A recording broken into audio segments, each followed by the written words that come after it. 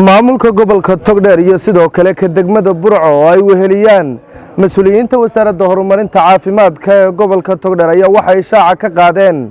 in dib u soo laba kacleeyay xanuunkii COVID-19 iyagoo sheegay in gudaha magaalada Burco uu dadku soo ritay aad u tiro badan tahay sidoo kalena sheegay in loo dhintay xanuunka COVID-19 maalmihii la soo dhaafay waxaanay soo rogeen go'aamo degdeg ah waana kuwan iyagoo amuurtaasi ka hadlaya halkan ka soo jeedinaynaa warbixin degdeg ah oo qayladhaana oo ku saabsan xanuunkan COVID-19 runtii xanuunku wuu soo batay magaaladii way buuxdaa xanuunka daraadii halkii lagu daweynayay xanuunka wuu buuxaa dhimashadu way badan tahay marka haddaynu aynu sheegno ama aan ka warbixinno xanuunku bishan aynu ku jirno maanta 13 maalin kasta waxaa laga helayaa intaasoo qof haddaynu sheegno tirada maanta bisha 13 ilaa 50 ilaa 60 qof waa laga helay oo positive dhimashadu waa ilaa 3 ilaa 5 qof meelaha waa gaarayaan qodobka koowaad wacyigelinta inaanu xoojinno oo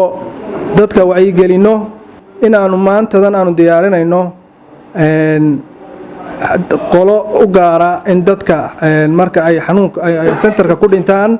in iyagu ay qaadaan oo soo aasaan oo dhar gaara ay xidhaan ay dadka ama qaraabada meydka aanay soo raacin farintaasi waxay tahay waa taa maqlaysaan xanuun baa magaalada soo galay xanuunkii wuu awalba weyn ugu jiray kana waa mid saa uu maayirku sheegay runtii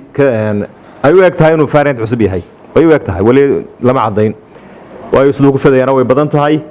sida loo dhimanayana way degdeg badan tahay xanuunkan imika soconaya wax lagu kala saaro lama hayo laakiin waa xanuun aad moodo inuu wajiyo dhowr kaga duwan yahay wuxuu kaga duwan yahay waa xanuun dhimashadiisu ay degdeg tahay wuxuu kaga duwan yahay waa xanuun bogsigiisu daba dheer yahay waxa uu kaga duwan yahay waa xanuun xawli ku fidaya saddexdaa waxba uu kaga duwan yahay waxaan ku tashanay dadka marka hore inaan u sheegno waxa meesha yaalla dadka inaanu ka dhaadhicino khatarta meesha taalla inaanay khatar sahlanahayn dadka inaanu u sheegno in dadka ay dhimanayaan dhakhaatiirta waxaa u tirsan intay xeryahooda ku dhimata laakiin lama koobi karo dadka gobolka Togdheer uu bahalkani ku dilay nasiib darro dadku ma ictiraafsana inuu yahay COVID-19 casriga waliba ilaahay horta markii hore waxaan inooga baryayaa in ilaahay cudurka inaga qaado ilaahay waxaan ka baryayaa intii dhimatay inuu mataqaana su'aasha u fududeeyo wacyigelinaya dadka ku nool gobolka Togdheer inay ka digtoonaadaan xanuunka COVID-19 inay raacaan tilmaamaha wasaaradda caafimaadku ay u soo jeedisay waxa mamnuuca laga bilaabo maanta xafladihii udheelada aynu isugu imanaynay waxaan intaa ku daraya dhammaan dadka gobolka Togdheer haddaynaan gacmaha isu qabsan haddaynaan ka tashanin cudurka mid af kaga qayb qaata mid dhaqaale kaga qayb qaata mid talo kaga qayb qaata mid wacyigelin kaga qayb qaata haddaynaan intaa isugu imanin xanuunku wayna baabinaya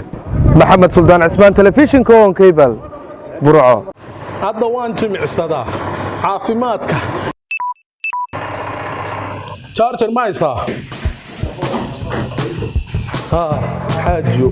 tiyarad iskuulkii maad geystay charger ma haysaa charger ma haysaa charger casuumadii baan joogaa casuumadii sug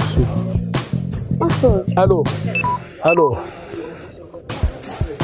charger ma haysaan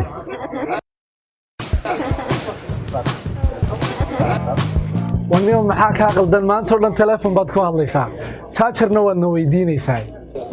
aniga ha ila yaabina waxaan isticmaalaa adeega muraad ee shirkadda Somtel oo bishii oo dhan aan ku hadlo $3 oo kaliya